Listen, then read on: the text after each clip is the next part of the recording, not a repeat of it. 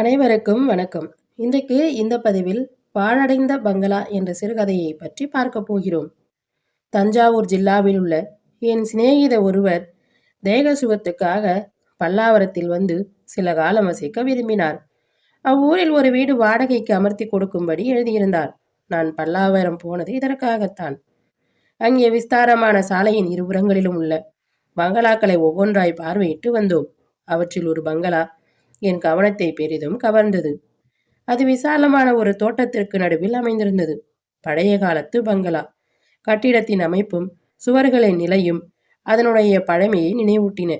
எங்கே பார்த்தாலும் ஓட்டையும் தூசியும் படிந்திருந்தபடியால் வெகு காலமாக அதில் யாரும் குடியிருக்கவில்லை என்று தெரிந்தது. பளிச்சென்று பிரகாசமாயிருந்த இடமோ வஸ்துவோ இந்த பங்களாவில் கிடையாது. அறைகளில் ஊஞ்சக்காலாம் பூத்திருந்தன. எப்படிப்பட்ட குதூகல புருஷனையும் அந்த பங்களாவிற்கு கொண்டு விட்டால் அவன் உற்சாகம் குன்றி போய் மயான காண்டம் நடிப்பதற்கு சித்தமாகி விடுவான். அவனை நல்ல தங்காளாக நடிப்பதற்கு தயார் செய்வது கூட பிரமாதமாகாது. இவ்விஷயத்தில் தோட்டமும் பங்களாவுடன் ஒற்றுமை உணர்ச்சி கொண்டிருந்தது. பூ என்ற நாமதேயம் அந்த தோட்டத்தில் கிடையாது. விசாலமாக படர்ந்த மாமரங்களும் உயரமாக வளர்ந்த தென்னை கமுகு மரங்களும் நிறைய இருந்தன. மாமரங்களின் அடியில் வெகு காலமாக உதிர்ந்த இலைகள் அப்படியே கிடந்து மடிந்து நல்ல உரமாகி இருந்தன. தென்னை மரங்களிலும் கமுகு மரங்களிலும் பழைய காலத்து காய்ந்த மட்டைகள் தொங்கிக் கொண்டிருந்தன. ஒரு தென்னை மரத்தில் இடி விழுந்து மட்டைகள் எல்லாம் எரிந்து போய்விட மரம் மட்டும் மொட்டையாய் நின்றது. அடர்த்தியான மரநிலையில் ஒரு பெரிய கிணறு இருந்தது. அதில் ஜலம் இழுப்பதற்கு வசதி எதுவும் காணும். பக்கத்தில் இருந்த ஒரு தொட்டியில் கண்ணங்கரேல் என்று கொஞ்சம் ஜலம் தேங்கியிருந்தது. அது வெகு காலத்து தண்ணீராயிருக்க வேண்டும் என்பதில் சந்தேகம் இல்லை. எனவே அதை புண்ணிய தீர்த்தம் என்று கூட சொல்லலாம். பொதுவாக அந்த பங்களா நமது இந்து சமூகத்துக்கும் ஸ்நான தர்மத்துக்கும் சிறந்த உதாரணமாயிருப்பதாக எனக்கு தோன்றியது. பலமான அஸ்திவாரத்தின் மேல் கட்டப்பட்டது. விசாலமானது, பழமையானது, அழகு பொருந்தியது. கொஞ்சம் பெருக்கி சுத்தம் செய்ய வேண்டும். தரைக்கு புதிய தளவரிசை போட வேண்டும்.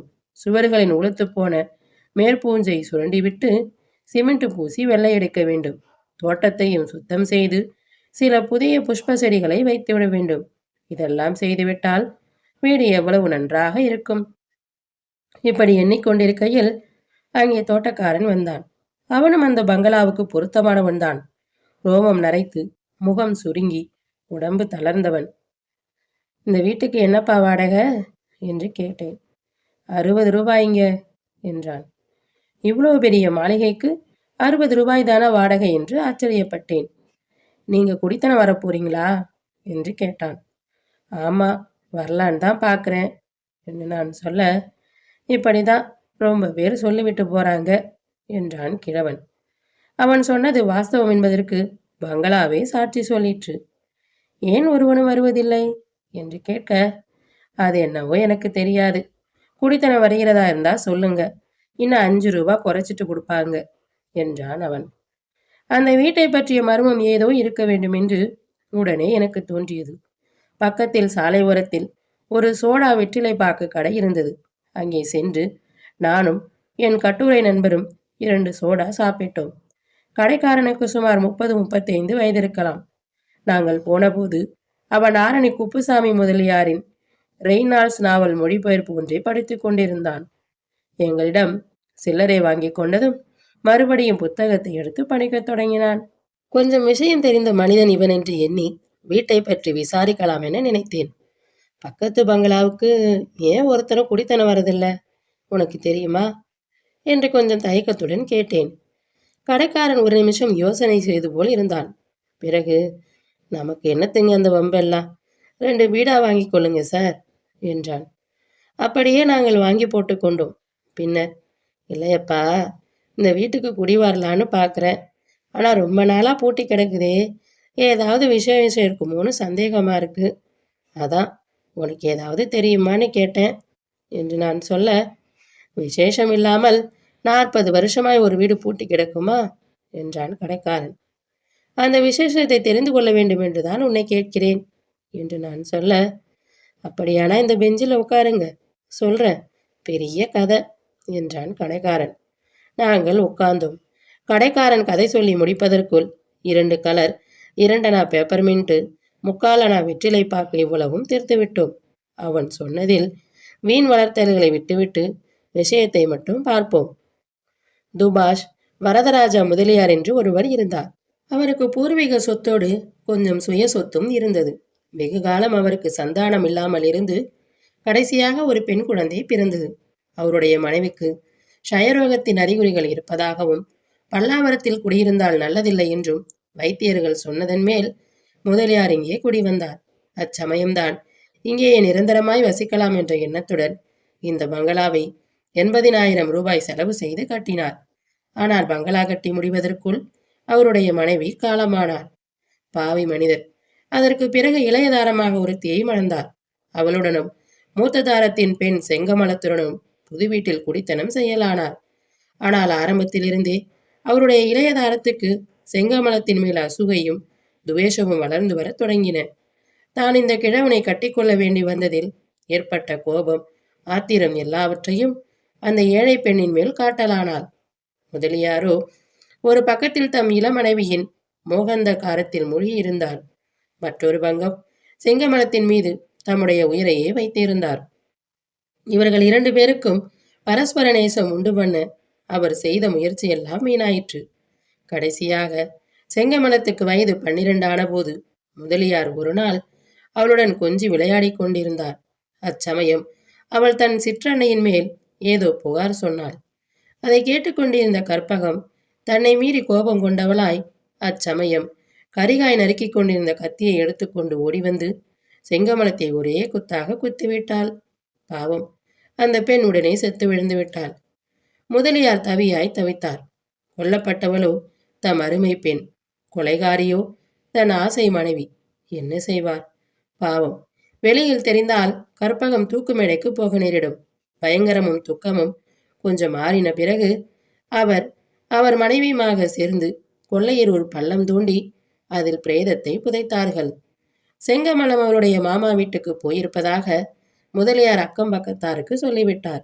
ஏதோ சந்தேகப்பட்டு விசாரித்த போலீஸ்காரர்களுக்கு ஏராளமான பணம் கொடுத்து அமைக்கிவிட்டார். அப்புறம் முதலியார் அதிக காலம் உயிர் வாழவில்லை. செங்கமலம் செங்கமலம் என்று புலம்பிக் கொண்டே இருந்து பிராணனை விட்டார். அவருடைய ஆவி அந்த பங்களாவின் தோட்டத்தில் உலாவிக் கொண்டே இருக்கிறது. இரவு நேரங்களில் செங்கமலம் செங்கமலம் என்று பரிதாபமான குரலில் கூப்பிடும் சத்தம் அந்த தோட்டத்தில் அடிக்கடி கேட்பதுண்டு. கடைக்காரன் கதையை முடித்ததும், ஆமா, இதெல்லாம் உனக்கு எப்படி தெரியும் என்று கேட்டேன். கடைக்காரன் சிரித்தான். உங்களுக்கு நம்பிக்கை இல்லை அல்லவா? அதனால்தான் நான் ஒருவருக்கும் சொல்வதில்லை. நீங்கள் கேட்டபடியால் சொன்னேன். போகட்டும், இன்னும் ஒரு கலர் சாப்பிட்றீங்களா என்றான். அவனை தூண்டி துருவெடுத்து மறுபடியும் கேட்டதில், நீங்கள் ஒரு தோட்டக்கார கிழவனை பார்த்தீர்கள் அல்லவா? அவன்தான் செங்கமலத்தின் பிரேதத்தை உடனிருந்து புதைத்தவன். அவன் சொல்லித்தான் எனக்கு தெரிந்தது. இப்படியே அவன் இன்னும் 2 சொல்லியிருக்கிறான் போல் தெரிகிறது. எப்படியோ விஷயம் ஒருவாறு பரவிட்டது. அதனால்தான் ஒருவரும் அந்த பங்களாவுக்கு கூடி வருவதில்லை என்றான். இது போன்ற கதைகள் முன் நான் எத்தனையோ கேள்விப்பட்டிருக்கிறேன். பட்டணங்களில் கொலை நடந்த வீடு என்றும் பேய்வாழு வீடு என்றும் பல வீடுகளுக்கு எப்படியோ பெயர் வந்து விடுகிறது. அந்த வீடுகள் மலிவான வாடகைக்கு கிடைப்பது வழக்கம். நான் கூட ஒரு முறை 50 ரூபாய் வாடகை வரக்கூடிய அத்தகைய வீடு ஒன்றில் 16 ரூபாய் வாடகை கொடுத்துவிட்டு இருந்திருக்கிறேன். அந்த வீட்டில் பேய் இருந்ததால் அது சுத்த பயங்கொல்லி பொய்யாகத்தான் இருந்திருக்க வேண்டும். என்னிடம் அது பேச்சு மூச்சு காட்டவில்லை. ஆனால் இந்த சோடா கடைக்காரனின் கதை என்னவோ ஒரு மாதிரி என் மனதில் பதிந்துவிட்டது. அது முழுதும் பொய் என்று நினைக்க முடியவில்லை. அந்த பங்களாவின் தோற்றம், கதை ஒருவேளை நிஜமாயிருக்கலாமோ என்று கருதுவதற்கும் இடம் கொடுத்தது. அந்த வீட்டை என் சிநேகிதருக்கு பார்ப்பதில் பயனில்லை என்று தீர்மானித்து வேறு ஒரு சின்ன வீடு 40 ரூபாய் வாடகையில் அமர்த்திவிட்டு திரும்பிச் சென்றோம். எனினும் அந்த பாழடைந்த பங்களாவின் ஞாபகம் மட்டும் என் மனதிலிருந்து போகவில்லை. சுருங்கச் சொன்னால், அந்த பங்களாவில் நான் குடியேறுவதற்கு பதில் பங்களா என் உள்ளத்தில் குடியேறிவிட்டது. ஏதாவது தீவிரமாக வேலை செய்து கொண்டிருக்கையில் திடீரென்று கற்பகம் கையில் சூரிக்கத்துடன் ஓடி வந்து தந்தையுடன் கொஞ்சிக் கொண்டிருக்கும் செங்கமலத்தை குத்தப்போகும் காட்சி என் மனக்கண் முன் தோன்றும். அப்புறம் வேலை ஒன்றும் கொஞ்ச நேரத்துக்கு ஓடாது. இதனுடைய நிஜம் பொய்யை கண்டுபிடித்து நிச்சயம் பெறாவிட்டால் என் வாழ்க்கையே துன்பமாகிவிடும் என்று பயப்படலானேன். பல்லாவரத்தில் நான் அமர்ந்திருந்த ஜாகைக்கு என் நண்பர் குடி வந்து சில தினங்களுக்கு பிறகு அவரை ஒருமுறை பார்த்து வருவதற்காக சென்றேன்.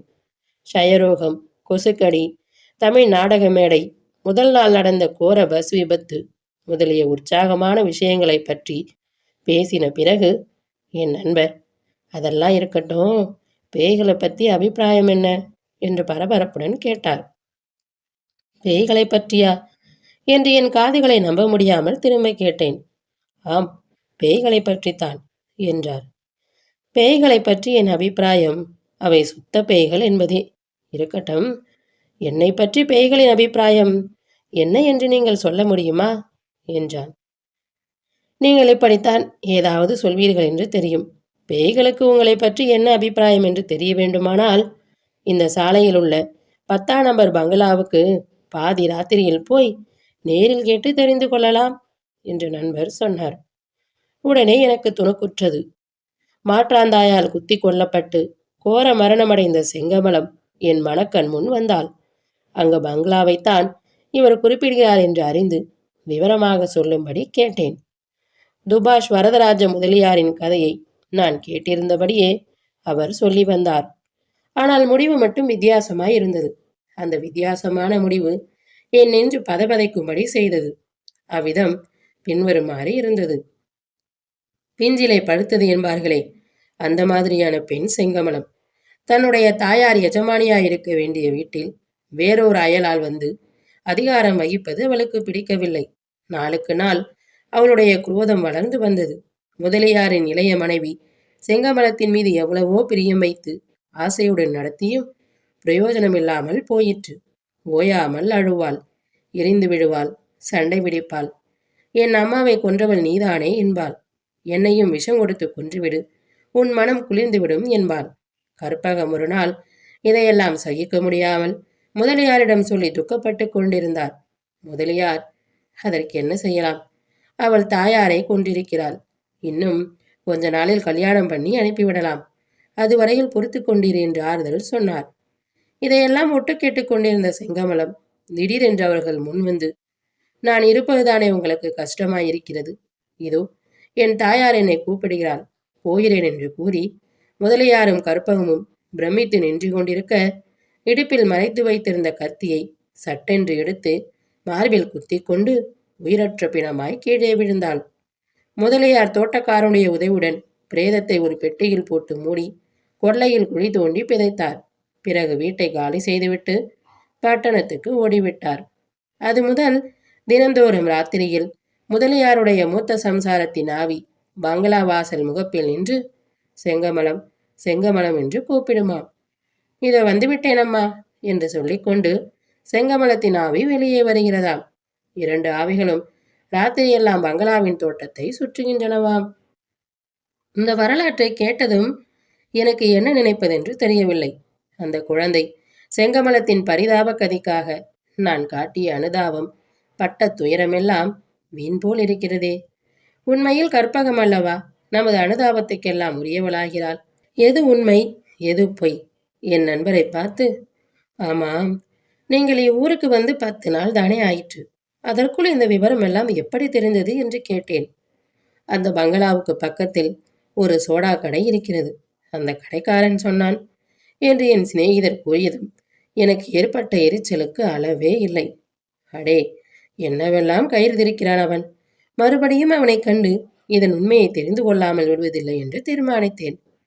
என்னப்பா, சௌக்கியமா என்று கேட்டதும் கடைக்காரன் முன்போலவே கையில் இருந்த நாவலை மூடிவிட்டு, வாருங்க சுவாமி, ரொம்ப நாளாச்சே பார்த்து, நம்ம மேல தயவே இல்லையே என்றான். பிறகு, உட்காருங்க, பேஷான ரஸ்தாளி வாழைப்பழம் வந்திருக்குங்க, 2 பழம் சாப்பிடுங்க என்று சொன்னான். நானும் என் சிநேகிதரும் பெஞ்சில் உட்கார்ந்து ரஸ்தாளி பழங்களை கையில் வாங்கி கொண்டோம். பிறகு நான், ஏனப்பா, நீ எங்களுக்கு சொன்ன கதையெல்லாம் நீயே கற்பனை செஞ்சதா அல்லது கையில் உள்ள நாவலில் இருக்கிறதா என்று கேட்டேன். அது என்ன சார் அப்படி சொல்கிறீங்க? பார்த்தீங்களா, இதுக்குத்தான் நான் சொல்ல மாட்டேங்கிறது. என்று கூறி தனக்கு ஏதோ பெரிய அநீதி நாங்கள் செய்துவிட்ட தோரணையில் பரிதாபமாக பார்த்தான். போகட்டும், செங்கமலம் கொல்லப்பட்டாளா, தற்கொலை செய்து கொண்டாளா, அதை மட்டும் நிஜமாய் சொல்லிவிடு என்றேன். சார், நீங்கள் ஏன் என் பேரில் அவநம்பிக்கைப்படுகிறீர்கள் என்று எனக்கு தெரியும். உங்களிடம் வேறு விதமாயும் இவரிடம் வேறு விதமாயும் நான் சொன்னேன். வாஸ்தவந்தான். நான் சொன்ன இரண்டும் நிஜமில்லைதான். ஆனால் ஏன் அப்படி சொன்னேன் தெரியுமா? நிஜமாக நடந்ததை சொன்னால் நீங்கள் ஒரு நாளும் நம்ப மாட்டீர்கள். அப்படி ஒருவரும் நம்ப முடியாத விஷயத்தை சொல்லி என்ன பிரயோஜனம்? அந்த அசல் நிஜத்தை தான் சொல்லிவிடேன், கேட்டு வைக்கலாம் என்று நான் சொல்ல, கேட்பதாயிருந்தால் பேஷாய் சொல்கிறேன், எனக்கு என்ன நஷ்டம்? அடே பையா, வீராசாமி, 2 கிளாஸ்ல ஐஸ் போட்டாடா என்று அதிகாரமாய் கூவினான் கடைக்காரன். கடையிலே பையன் யாரையும் காணாதிருக்கவே யாரை இவன் உத்தரவிடுகிறான் என்று ஆச்சரியப்பட்டேன். கடைக்காரன் தானே ஐஸை அலம்பி போட்டான். என்னை புன்னகையுடன் பார்த்து, இந்த கடையில் நான் தான் எஜமான், பையனும் நான் தான் என்றான்.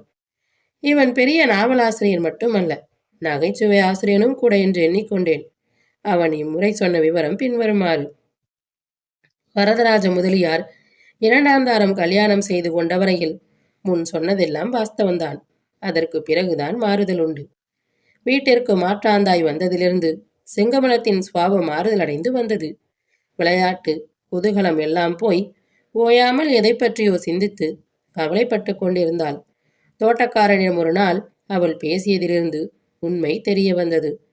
தினந்தோறும் இரவில் தூங்கும்போது இறந்து போனுடைய அவளுடைய தாயார் பங்களா வாசலில் வந்து செங்கமலம் செங்கமலம் என்று கூப்பிடுவது போலவும், தான் அவளை காண்பதற்கு சென்றதும் தன்னை கட்டி அணைத்து கொண்டு, என் கண்ணே பழிவாங்கு பழிவாங்கு என்று சொல்லிவிட்டு மறைந்து ஓடுவதும் போலவும் கனவு கண்டு கொண்டிருந்தாள். கடைசியாக ஒரு நாள் இரவில் செங்கமலத்தின் தாய் அவளை அழைத்து கொண்டு உள்ளே சென்று வெகு நாளாய் பூட்டி கிடந்த ஒரு அலமாரியை திறந்து அதற்குள்ளிருந்த சூரிய கத்தியை சுட்டி காட்டிவிட்டு மறைந்தாளாம். மறுநாள் செங்கமலம் அந்த அலமாரியை திறந்து பார்த்தபோது அதற்குள் ஒரு சூரிய கஸ்தி வாஸ்தவமாகவே இருந்ததாம். சில தினங்களுக்கு பிறகு ஒரு நாள் முதலியாரிடம் கற்பகம் தன்னுடைய குறைகளை சொல்லிக் கொண்டிருந்தாள். செங்கமலத்தை ஏதோ பிசாசு பிடித்திருக்க வேண்டும் என்றும், இல்லாவிட்டால் இப்படி அவள் வருத்தப்பட மாட்டாள் என்று சொல்ல, முதலியார், என்ன செய்யலாம், அவள் தாயார் உயிரோடு இருக்கும் போதே பிசாசாய்தான் இருந்தாள். இப்போது அசல் பிசாசாய் வந்து பெண்ணை பிடித்திருக்கிறாள் போல் இருக்கிறது என்றாராம். இதை ஒட்டு கேட்டு கொண்டிருந்த செங்கமலம் ஓட்டமாய் ஓடி அலமாரியில் இருந்த சூரிய கத்தியை மறைத்து எடுத்து கொண்டு வந்து, ஆமாம், நானும் பிசாசுதான், என் அம்மாவும் பிசாசுதான் என்று கூவிக்கொண்டே சட்டென்று சூரிய கத்தியை எடுத்து கற்பகத்தின் மார்பில் குத்திவிட்டாள். அடி பாவி, சண்டாளி, என்ன செய்து விட்டாய் என்று முதலியார் கதறிக்கொண்டு எழுந்திருப்பதற்குள் செங்கமலம் அதே சூரிய கத்தியை தன்னுடைய மார்பிலும் குத்தி கொண்டு பிணமாய் விழுந்தாள். தோட்டக்காரனுடைய ஒத்தாசையால் அவர்கள் 2 பேருடைய உடல்களையும் தோட்டத்தில் புதைத்த முதலியார் தாமும் சில தினங்களுக்கெல்லாம் சித்தபிரமை பிடித்தவராய் தூக்கு போட்டு கொண்டு இறந்தார். அது முதல் இரவு நேரங்களில் அந்த 4 பேருடைய ஆவிகளும் அந்த பங்களா தோட்டத்தில் அலைந்து கொண்டிருக்கின்றன. தினந்தோறும் இருட்டி கொஞ்ச நேரத்திற்கெல்லாம் முதலியருடைய மூத்த மனைவி ஆவி பங்களா வாசலில் வந்து நின்று செங்கமலம் செங்கமலம் என்று கூப்பிடுகிறது. உடனே செங்கமலத்தின் ஆவி, அம்மா இதோ வந்துவிட்டேன் என்று கூவிக்கொண்டு ஓடி வருகிறது. பிறகு 2 ஆவிகளும் பழிவாங்கு பழிவாங்கு என்று அலறிக்கொண்டு தோட்டத்தில் பாய்கின்றன. அங்கே முதலியாருடைய ஆவியும் அவருடைய இளைய மனைவியின் ஆவியும் அடி பாவி, சண்டாரி, பிசாசே என்று கதறிக்கொண்டு கூத்தாடுகின்றன. இவ்வாறு 4 ஆவிகளும் இரவு முழுவதும் அந்த தோட்டத்தில் சுற்றி சுற்றி அலைந்து கொண்டிருக்கின்றன. சோடா கடைக்காரன் மேற்படி கதையை சொல்லி முடித்தபோது எங்கள் தேகத்தில் இருந்த ரோமமெல்லாம் குத்திட்டு நின்றன. சூரியன் அஸ்தமித்து இருள் சூழ்ந்து விட்டபடியால் பயங்கரம் அதிகமாயிருந்தது. இவன் சொல்வது பெரும் புலகு. இப்படியெல்லாம் நிஜமாக நடந்திருக்க முடியாது என்று என்னுடைய அறிவு அடிக்கடி எடுத்து கூறி வந்தது. பிரயோஜனமில்லை. அதிலும் அந்த பங்களாவின் தோற்றம் மனதின் முன் வந்தபோது ஒருவேளை நிஜமாக கூட இருக்கலாமோ என்று தோன்றியது. ஆனால் அவன் கூறிய 3 விவகாரங்களில் எது நிஜம், எது பொய், கற்பகம் செங்கமலத்தை கொன்றாளா, அல்லது செங்கமலம்தான் கற்பகத்தை கொன்றாளா, செங்கமலமும் முதலியாரும் தற்கொலை செய்து கொண்டது உண்மையா? இப்படியாக என்னுடைய மனதை குழப்பிவிடும் சக்தி ஒரு மனிதனுக்கு இருக்கும் என்று நான் நினைத்ததே இல்லை. இன்னும் சிலரை மறுநாளே வாசித்தேன். அவர்கள் எல்லோரும் வெகு காலமாய் அந்த பங்களா பூட்டி கிடக்கிறது, ஒருவரும் குடி வருவதில்லை, அதில் ஏதோ கொலை நடந்ததென்றும் பேய் குடிக்கொண்டிருப்பதாகவும் சொல்கிறார்கள். எது பொதுப்படையாக கூறினார்களே தவிர ஒருவராவது திட்டவட்டமான விவரம் தெரிவிக்கவில்லை. என் மனம் அமைதி இழந்தது. அபாரமாய் கோபம் பொங்கிக் கொண்டு வந்தது. இதனுடைய நிஜம் பொய்யை கண்டுபிடிக்க முடியவில்லை என்று எண்ணிய போதெல்லாம் பற்களை நரநரவென்று கடிக்கத் தொடங்கினேன். தூக்கத்தில் என்னவெல்லாமோ பயங்கர கனவுகள் கண்டு விழித்துக் கொள்வேன். உடம்பெல்லாம் வியர்வையினால் நனைந்திருக்கும். எனக்குதான் ஏதோ பேய்களின் சேஷ்டை ஏற்பட்டு விட்டதென்பதாக என்னுடைய வீட்டார் பயப்பட்டனர். 2 மாதத்திற்கு பிறகு ஒரு நாள் மாலை 7 மணிக்கு என் நண்பர் வீட்டுக்கு மறுபடியும் போனேன். அச்சமயம் வீடு பூட்டியிருந்தது. அவர் பட்டணத்துக்கு போயிருக்கிறார் என்றும் சீக்கிரம் வந்து விடுவார் என்றும் வேலைக்காரன் சொன்னார். சற்று நேரம் வாசலிலேயே நின்று கொண்டிருந்தேன். பிறகு பாழடைந்த பங்களாவின் ஞாபகம் வந்தது. இரவு நேரத்தில் அதை பார்த்துவிட வேண்டும் ஆவல் ஏற்பட்டது. ஒரு பக்கம் பயமாயிருந்தாலும் மற்றொரு பக்கம் அந்த ஆவலை அடக்க முடியவில்லை. ஆகவே அங்கிருந்து கிளம்பி சாலையோடு போனேன். பாழடைந்த பங்களாவை அடைந்ததும் சாலையில் நின்றபடி எட்டி பார்த்தேன். பங்களாவின் வெளித்தாழ்வாரத்தில் மின்சார விளக்கு பளிச்சென்று எரிந்து கொண்டிருப்பதை கண்டதும் எனக்கு உண்டான வியப்பை சொல்லி முடியாது. வீட்டுக்குள்ளிருந்தும் மின்சார விளக்கு வெளிச்சம் வந்து கொண்டிருந்தது. கடைசியில் யாரோ துணிந்து குடித்தனம் வந்துவிட்டார்கள் போல் இருக்கிறது. அத்தகைய தீரர்கள் யார் என்று தெரிந்து கொள்ள எனக்கு ஆசை உண்டானது. ஒருவேளை அவர்கள் மூலமாய் இந்த பங்களாவை பற்றிய உண்மை வெளிப்பட்டாலும் வெளிப்படலாம் அல்லவா? எனவே திறந்திருந்த மதில் கேட்டின் வழியாக நுழைந்தேன். தோட்டம் நன்றாக சுத்தம் செய்யப்பட்டிருந்தது. புதிய பூந்தொட்டிகள் கூட கொண்டு வைத்திருந்தார்கள். நலசம்மங்கியின் வாசனை கம் என்று வந்து கொண்டிருந்தது. பங்களாவின் வாசற்புறத்தை உற்று நோக்கினேன்.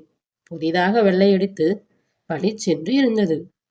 சாலைக்கும் பங்களா வாசலுக்கும் நடுமதியில் சென்று கொண்டிருந்த போது சாலை கேட்டில் ஒரு மோட்டார் வந்து நின்றது போல் சத்தம் கேட்டது. அந்த நிமிஷம் பங்களாவின் முகப்பு தாழ்வாரத்தில் ஒரு ஸ்திரீயின் உருவம் தென்பட்டது. அவள் செங்கமலம், செங்கமலம் என்று கூவினாள். என் உடம்பு நடுங்கிற்று. அடுத்த கணத்தில் ஒரு சிறு பெண் பங்களாவில் இருந்து வந்து ஏனம்மா என்று கேட்டுக்கொண்டே வெளியே வந்தாள். அச்சமயம் மூர்ச்சை போய் விழாமல் நான் எப்படி தைரியமாக நின்றேனோ பகவானுக்குத்தான் தெரியும். நான் நின்ற இடத்திலேயே சற்று நேரம் திகைத்து நின்றிருக்க வேண்டும். பின்னர் காலடி சத்தம் கேட்கவே திரும்பி பார்த்தேன். அங்கே தனலட்சுமி பேங்க் ஏஜென்ட் முருகேச முதலியாரை கண்டதும் எனக்கு எப்படி இருந்திருக்கும். ஹலோ சார், நீங்களா? யாராவது திருடனோ என்றல்லவா பயந்து போனேன் என்றார் முருகேச முதலியார்.